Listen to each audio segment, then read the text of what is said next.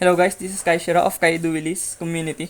So in this video, we're going to tackle top 5 meta decks on this OCG July 2022 OCG ban list. So before the ban list drops, here's the top 5 meta decks that you should watch out for on this remaining format. So without further much ado, let's get started. Coming at number 5, we have Floandris, a very good staple deck on this format and especially on the previous formats. It's been a really great deck to answer a lot of meta decks because this deck can suck the hell out of you. It has a stunning presence on the board with M-Pen, negating attack position, special summon monsters, and the Wind Barrier Statue that can prevent special summoning other than Wind Attribute. So, this deck can suck opponents easily.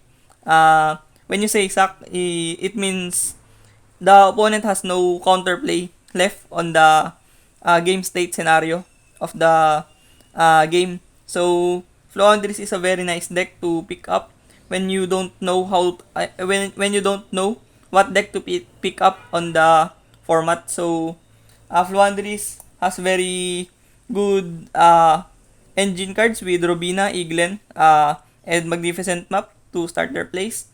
But the deck has slight consistency issues with the Prosperity Hit and the other cards that suffered their consistency. So, Fluanderies are heavily affected by Artifact Lancea. Artifact Lancea is a very nice card to have against Fluanderies because Fluanderies banishes a lot. So, Lancea prevents them from doing that. Then also, Twin Twister.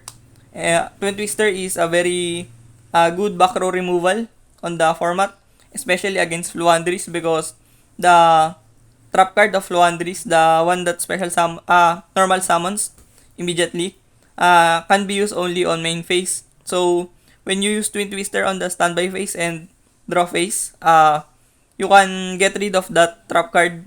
So they have very few backup plans on the board presence. So Twin Twister is nice.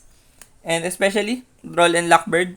Fluandris adds a lot on their combo process. So, Droll stops them from doing those plays and generating card advantages. So, Droll stops them. So, overall, Fluandris is really good until this day because of the anti-meta SK uh, uh, gameplay of the deck. But it has fallen down on the top 5 meta decks due to the power creeping that is happening on the later decks that I'm going to tackle. Next, we have Beasted Branded. So, Beasted Branded is a new deck that incorporated the Branded engine along with Beasted because it has a nice synergy due to the archetype and lore of those archetypes and also the gameplay interactions of those two. So Beasted is a new product from the DABL Darkwing Blasts. So Beasted became an instant impact to the meta due to the graveyard banishes and quick effect banishes in graveyard of light and dark monsters. When your opponent has monsters, it becomes quick effect. So it is a nice answer against the Tier Laments Ijizu. Arguably the best deck in the format by a long shot. Beasted slows the deck down due to the Tier Laments monster being dark. So Beasted is a really great meta call in this format. So incorporated with Branded, it can easily play and search the Branded engine because it has interaction and synergy on the archetype. And also, it can summon powerful monsters like Mirror Jade and Predapant Dragostapellia and the standard fusion extra deck base of Branded before. So, it has more consistency now due to the Beasted searches the Branded cards. And also, it is a very good mid-range deck to answer Tier Laments because it has many Beasted monsters on the main deck, namely Druid Worm, Magnumut, and Saronir. So they have almost 9 uh, pseudo hand traps against the best deck in this format. So they are very good. The only card that stops them is Ghost Bell due to the GY interaction of Branded. Ghost Bell is a nice card to play against them. And also, Super Polymerization. Super Polymerization becomes live because their board is very uh, polarized by Dark Attribute monsters and Fusion monsters. So they are easy targets for Predabant Dragostopelia and Starving Venom Fusion Dragon. So Super Poly is a good answer to them in the meantime. So excuse me. So that's the fourth best deck. And also, I completely forgot. Dragon Maid Beasted is also very viable on this format. It is a very niche control deck to play, and when played correctly, Dragon Maid can easily demolish the meta, being paired with Beasted. So coming at number 3, we have Dragon Link Beasted. So another Beasted variant on this top 5 meta decks. Dragon Link Beasted is a much more explosive and combo relative deck compared to the Branded and Dragon Maid variants of Beasted. So Dragon Link is a very explosive deck, as you have known, due to the success of them in the previous years. Dragon Link has a resurgence with Beasted because Beasted monsters and especially Lobelion, the Beasted Lobelion, becomes a live card to access Chaos Space easily on the Dragon Link setup. So Dragon Link becomes very anguished deck and terrifying to face against because Dragon Link is already explosive and paired with more consistency cards such as Beasted and Chaos Space shenanigans, it becomes more explosive in the format and also more resilient. And also the Beasted cards can be used against tier elements, so it has a very nice matchup against the tier elements because Dragon Link can outpace them on certain scenarios and phases of the game. So the only thing that can topple the Dragon Link strategy is Nibiru, the primal being. Having Nibiru is almost an auto win card when you know how and when to use it against the Dragon Link. When they don't have GY special summons and follow truths, Nibiru becomes a great and almost auto win card against Dragon Link. And also, Maxi, of course, because they tend to special summon a lot. They could end with Heavenly Spears, but it has 2 to 3 summons before that, so you can draw 2 to 3 cards at the very least against the Beasted Dragon Link. So Nibiru and Maxi is a great tech choice against them and a really good staple against them.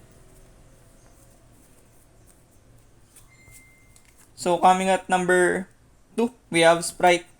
The significance of margin between the 5th, 3rd, and 4th best deck compared to the 2nd best deck is very wide. There's a very huge gap.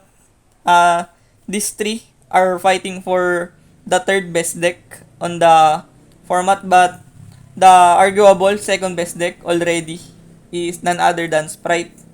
So Sprite is a very consistent and resilient deck that can play around many hand traps.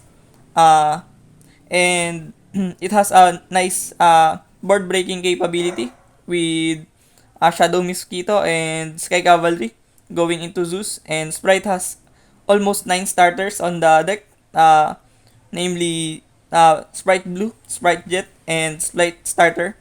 So the deck is very consistent and a very nice and strong mid-range deck. You can play a lot of hand traps such as meta call cards such as Dimension Shifter and Infinite Impermanence, and you can also use utility cards such as Tribal Tactics Talents and Path of Prosperity due to the main deck space of Sprite. So Sprite can be coupled with Maxi, of course. Maxi stops them from doing their combo because they tend to special summon a lot. And also goes Ogre on the uh, Gigantic Sprite because it doesn't detach Forgos. So when you goes Ogre the Gigantic Sprite, it will not detach and it will not resolve its effect. So goes Ogre into Gigantic Sprite is devastating against them. And also Raigeki, because the deck has no Omni Negate options. So they can negate only Raigeki through playing Sprite Carrot that negates Spell and Trap, and the Newscaster from the Underworld when they went from IP Masquerena linking into that, they can prevent destruction from Raigeki. But other than that, they are vulnerable to Raigeki. And also, uh, Fuyu, Winter Cherries because you can use extra deck targets such as Gigantic Sprite and Sprite Elf as Winter Cherries target. So those are the cards that are impactful against Sprite and also Nibiru when they special summon Fenrir because it counts as a summon, so they are prone to Nibiru when they open Fenrir. Daki Shatrila Fenrir. Then without doubt and 100% certainty, the best deck of the format is Ijizu Tear Laments. What can I say about this deck? This deck is very absurd. It is a very powerful deck and a very reliable one to play against almost tier 0 format. For me, it is a tier 0, Tear Laments Ishizu, because it is one of the strongest decks I have ever seen since my short playing years until this day. So, Ishizu Tear Laments takes the number 1 spot on this list. So, what makes the deck very strong? Because it is already strong by design.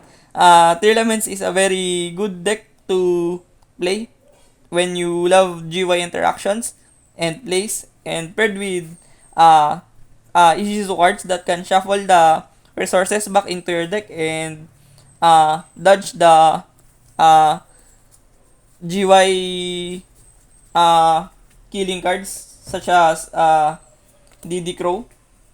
It is a very strong deck because how come you have a very large resource pool with these Tear Laments archetype and have very good recovery and resiliency with Ijizu cards. So it is almost a perfect deck for me. Uh, the only thing that rattles the deck is the floodgating cards and Saki cards such as Dimension Shifter, Fissure, and Dimensional Fissure, and the Dimensional Barrier. So those Saki cards can shut down the deck, but other than that, it has almost zero to none counterplay because it has many follow-ups and intricate playthroughs. Even if you interrupted them, you can interrupt them with Winter Cherries, of course, and Maxi because they can special summon a lot, but they can be conservative and play around Maxi. And also, Beasted cards. These are the popular cards against Tear Laments Izuzu. But it is not enough. I guarantee you it is not enough. I have faced many Tear Laments players, Izuzu Tear Laments players, and Beasted and Winter Cherries is not enough against them. So, I just mentioned the Asaki cards and Floodgates are the only thing that stops them from easily dominating 100% into the game. So, this deck is very unhealthy to other players that are not playing this deck, but for the skilled players that uses Ijizu Elements, it becomes a skill matchup reliant game.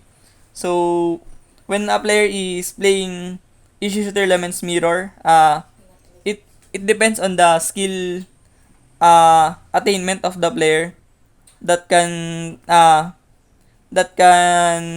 prevail on that matchup. So, Issue Elements has a variant also with Shadal, namely the 60 card Elements card using Shadal and Grass looks greener. So it is a much lower deck, but it has nice positive upsides. So it is considered as also tier laments for me. So I didn't name them on the uh, top 5 list, but right, there are tier laments also. So tier laments got a nice boost on the recent main booster set with Lulukaros, a live Zolim Strike that can summon itself, and Tearlament Scream that can uh, further empower their uh, ceiling and consistency because it can mill cards when a monster is special summoned on the field or summoned, if I'm correct, while having Tearlament's monster or card. It became a great staple to them.